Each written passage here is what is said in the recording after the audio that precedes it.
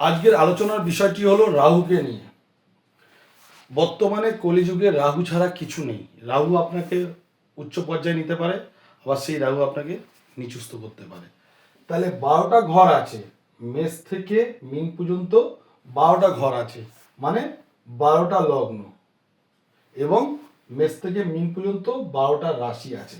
আপনার লগ্ন যাই হোক 12টা ঘরের মধ্যে, 12টা ঘরের মধ্যে আপনার রাশি যাই হোক, এটা মূল ফ্যাক্টর না। দেখুন, আপনি যখন জন্মগ্রহণ করেছিলেন তখন রাহু আপনার বৃশ্চিকের ঘরে বসে আছে কিনা, মিথুনের ঘরে বসে আছে কিনা, কর্কটের ঘরে বসে আছে কিনা, সিংহের ঘরে বসে আছে কিনা, কন্যার ঘরে বসে আছে কিনা।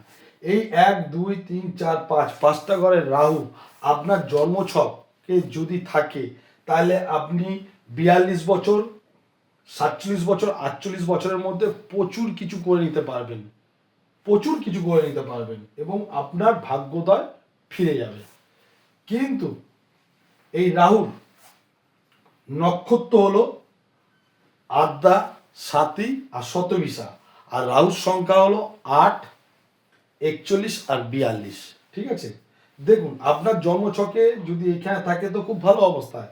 আবার যে কোনো লগ্ন, যে কোনো রাশির ক্ষেত্রে কোনো ঘরে যদি রবি প্লাস রাহু একসঙ্গে থাকলে খুব খারাপ, চন্দ্র প্লাস রাহু একসঙ্গে থাকলে খুব খারাপ। যে কোনো ঘরে সে রবি রাহু থাকুক, চন্দ্র রাহু থাকুক, খুবই খারাপ। এছাড়া মঙ্গল রাহু যদি কোনো ঘরে থাকে তাহলে খুবই খারাপ, মঙ্গল রাহু। এছাড়া বৃহস্পতি রাহু যে কোনো একটি ঘরে থাকলে খুবই খারাপ। ঠিক আছে, আপনার জীবনে অনেক দুঃখ নিয়ে আসবে।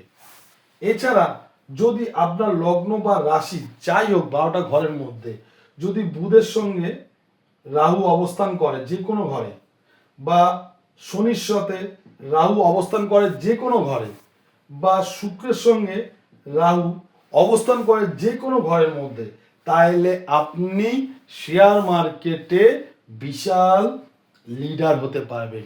এছাড়া বিশাল ইন্ডাস্ট্রি করার ক্ষমতা আপনার মধ্যে থাকবে এবং হবে।